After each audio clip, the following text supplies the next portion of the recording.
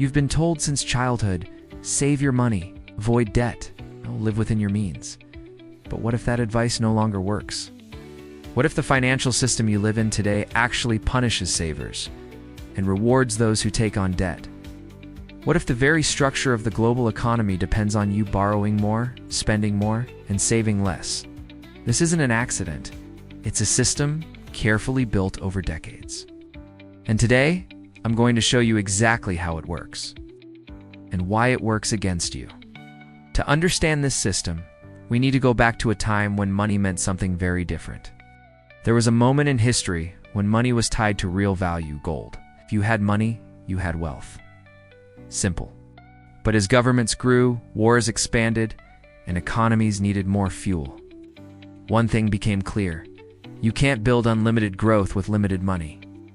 And so powerful figures, presidents, economists, and central bankers began reshaping the financial world. They didn't do it overnight. They did it step by step, until the entire global economy ran on a new kind of money. A money backed not by value, but by debt.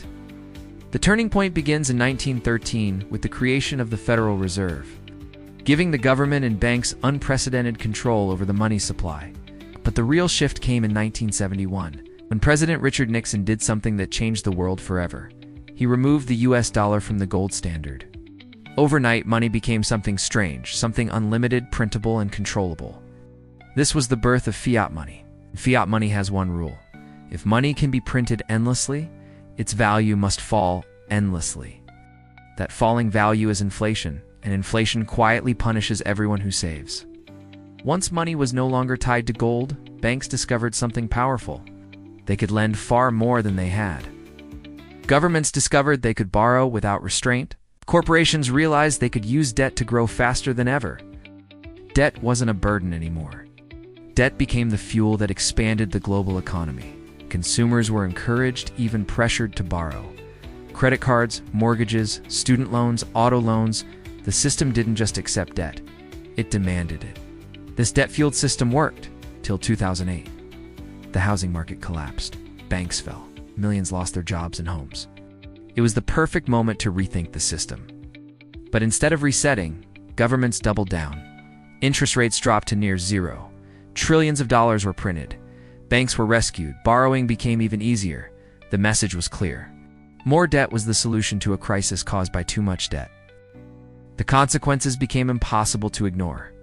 Savings accounts earned almost nothing. Inflation steadily eroded purchasing power. Real estate and stock prices exploded. Borrowers who invested became wealthier. Savers fell further behind. If you saved money, you lost value. If you borrowed money to buy assets, you gained wealth. This is why the system seems upside down, because it is.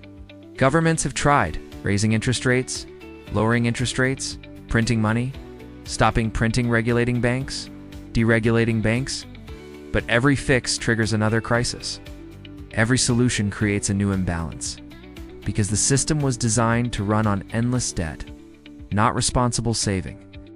Look at the world today. Global debt is over $300 trillion. Inflation is hitting new highs. Owning a home is out of reach for millions. Savings accounts lose value yearly. People use credit cards just to survive. The pattern hasn't ended. It's accelerating. The modern financial system punishes savers and rewards borrowers. Debt is not an accident. It is the engine that keeps the economy alive. Building wealth requires understanding the system, not fighting it blindly.